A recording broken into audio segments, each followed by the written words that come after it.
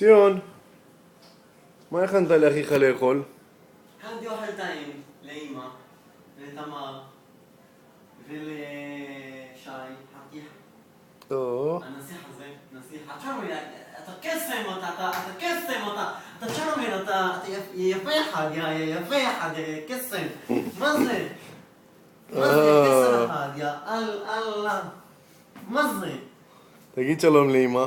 שלום אמא, מי ירבה בתחתונים שלי. רגע, אני ארים קצת שלא יראו. שלום אמא.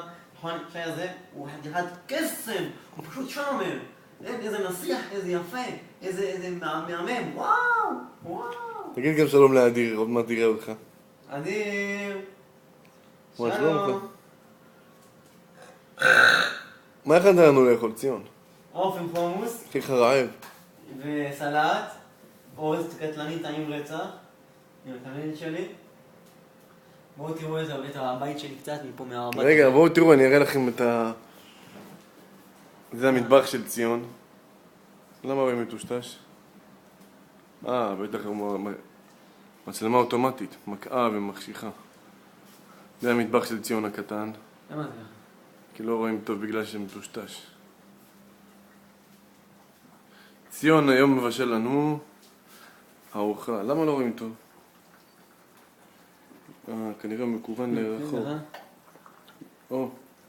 אתה רואה מה עשית אתה? אורז? איזה אורז? מה זה? מה קרה לאורז? תם, אורז, תם. תבין איתם? טוב. מלך, זה מלך. אז אני אל מלך. ועוף שכבר רוצה לעוף לתוך הבטן שלי. אתה כזה צ'רמן. יפה אחד, יפה. זה הסלט של ציון הכין. סלט שציון הכין. בואו נראה אותו. סלט מפואר. ציון חותך עגבניות לכבוד אח שלו. בואו נראה מה עוד יש לנו. נראה את הבית של ציון שאמא תראה אותו גם. סלון. פינת אוכל. תעשה ככה, תסוער אותו קצת. כאן ישן שי בלילה. פה הוא ישן. מפה נעבור לחדר השינה. ציון ותמר, קבלו אותו במחיאות כפיים סוערות. עם שערות. גדול.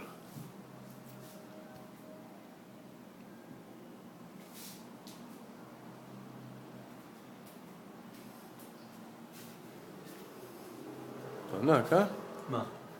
חדר גדול יש לך. כן. בוא נראה איך יצא ככה. לא, אתה יודע למה לא רואים טוב. כי אתה כל הזמן תפס נקודה אחרת. זה רזום אוטומטי.